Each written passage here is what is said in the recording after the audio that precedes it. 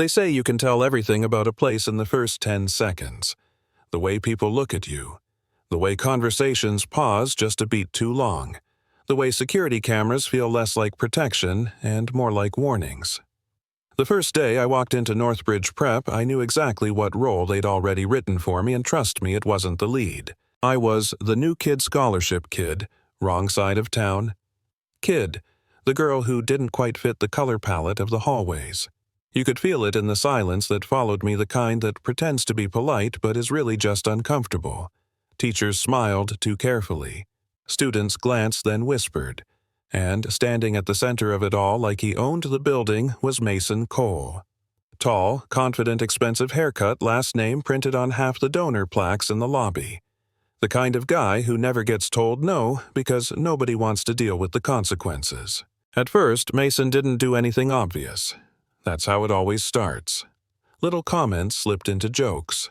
A laugh when I answered a question correctly like it surprised him.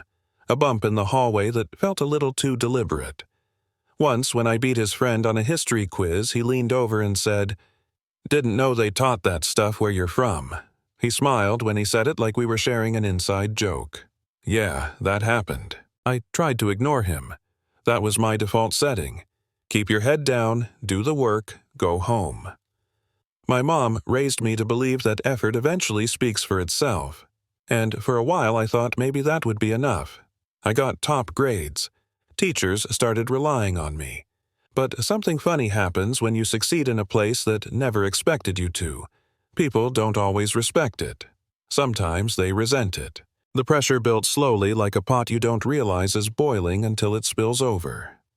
Group projects where my name mysteriously got left off. A science fair entry that won first place then got reconsidered after a phone call from the right parent. A counselor who told me with a sad little sigh that life isn't fair, and learning to accept that was part of growing up. I remember nodding, walking out and thinking, no, this isn't life. This is a choice. What nobody at Northbridge knew was that after school, after homework, after pretending everything was fine, I went somewhere else. A place that smelled like old mats and dust and sweat. A tiny martial arts studio my uncle used to run before he passed. He started training me when I was 5. Not because he wanted me to fight, but because he wanted me to understand control, balance, restraint. By 15, I had a black belt. I never talked about it, never needed to. It wasn't a badge, it was insurance.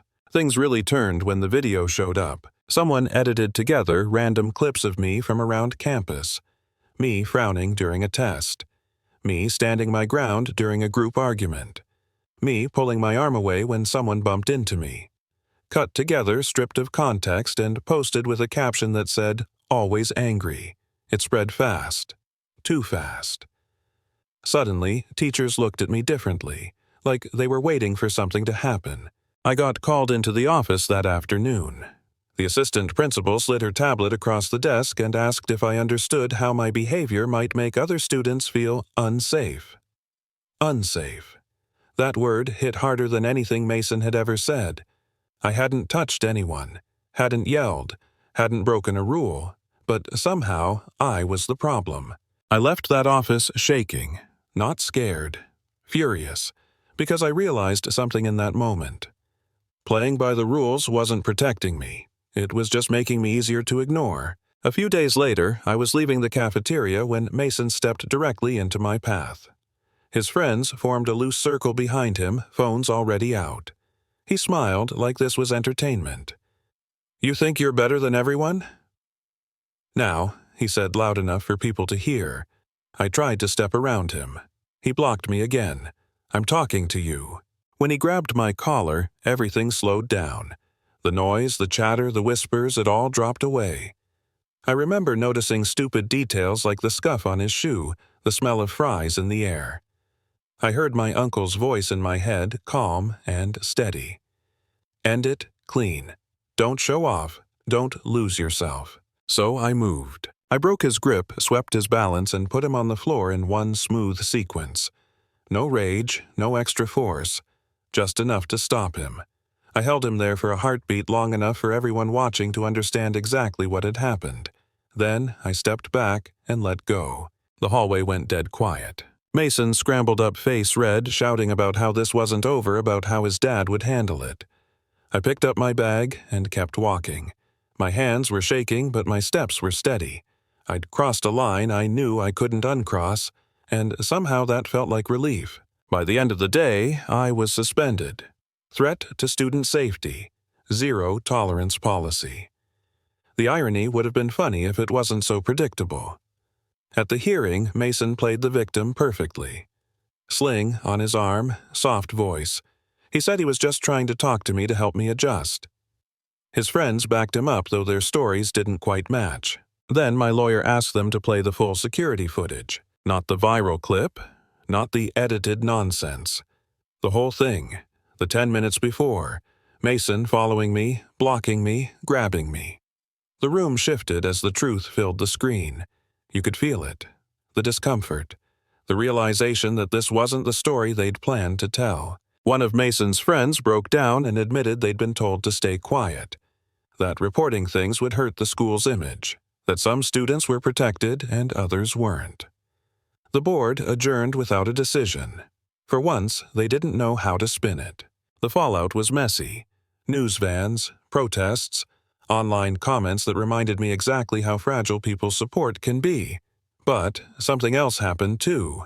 Teachers started speaking up. Parents asked questions. The administration changed. The principal resigned. Policies got rewritten. I went back to school, but I didn't go back to being invisible. I reopened my uncle's studio on weekends. Started teaching kids who'd been bullied, ignored, underestimated. Watching them stand a little taller each week did something to me I didn't expect. It healed parts of me I'd been carrying for years. Here's the thing people always argue about. Should I have fought back? Was it right? Was it too much? I don't pretend it's a simple answer. What I know is this. Silence didn't protect me. Compliance didn't save me. And restraint doesn't mean surrender. Sometimes standing up looks loud. Sometimes it looks calm. Sometimes it's 3 seconds in a hallway that force a whole system to look at itself. So I'll ask you this. Where do you draw the line? When does endurance become permission? When does defending yourself become necessary? Drop your thoughts in the comments. Argue with me if you want. Share a story if you've got one. And if you've ever been told to stay quiet for the sake of comfort, ask yourself who that silence was really protecting.